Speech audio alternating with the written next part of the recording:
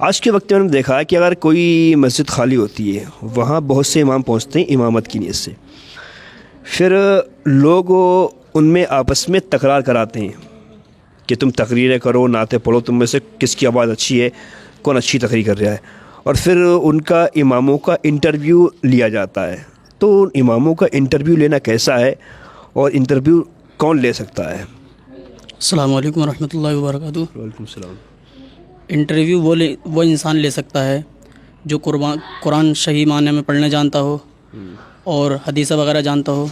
وہ انٹرویو لیے تو اس میں کوئی حرج نہیں ہے۔ مطلب آج کل کے معاشرے میں دیکھا جا رہا ہے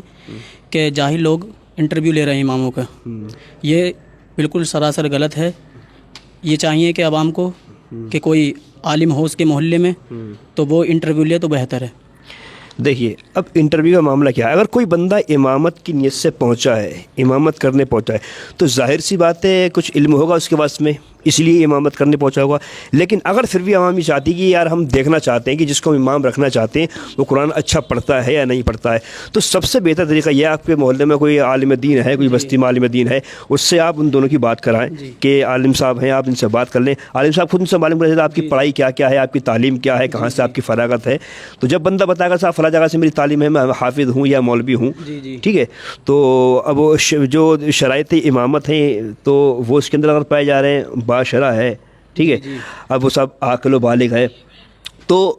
اب بندہ جب نماز اس سے پڑھوائی ہے، سب سے بہتر دیکھا یہ نماز پڑھوائی ہے، وہ نمازیں پڑھوائی جائے جو جہری نماز ہوتی ہے، یعنی مغرب کی نماز، عشاء کی نماز یا فجر کی نماز، اس میں دیکھ لیا گا صاحب بندہ قرآن مقدس کیسا پڑھنے والا ہے۔ قرآن اگر صحیح پڑھنے والا ہے، اچھا قرآن پڑھ رہا ہے،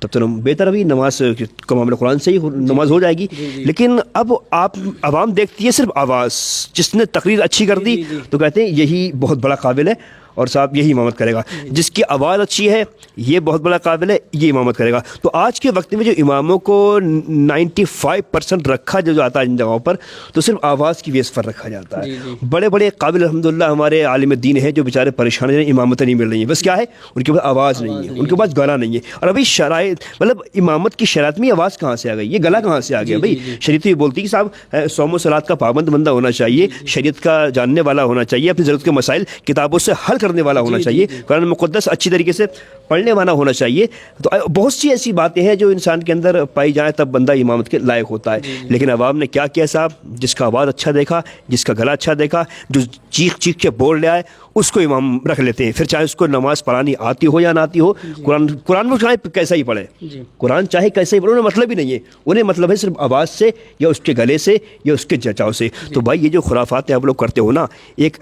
جاہل لوگ جب عالموں کا آپ لوگ انٹرویو کرتے ہو کہ تم تقریر سناؤ، تم نہ سناؤ، بھائی صاحب یہ بھی قیامت کی بڑی نشانی میں سے ایک نشانی ہے۔ میرے آقا نے فرما دیا تھا کہ ایک وقت وہ بھی آئے گا کہ جب جاہل مطلب عالموں کا انٹرویو کریں گے یا جاہل عالموں سے سوال و جواب کریں گے، اور وہی معاملہ ہو گیا نا آج کے وقت میں صاحب، کسی بھی عالم دین کو جاتا ہے تو صاحب اس کی لوگ مذاق بناتے ہیں، صاحب آواز کی اچھی نہیں ہے تو بس اس میں رکھتے نہیں ہیں اس کو۔ تو بھائی یہ چیز اپنے اندر سے نکالو، اگر آپ کو امام رکھنا ہے تو یہ عالم دین سے مشورہ کرو، ان سے بات کراؤ کہ صاحب کہاں سے فراغت ہے، حافظ ہیں یا مولوی ہیں، حافظ ہو یا مولوی ہوں، صاحب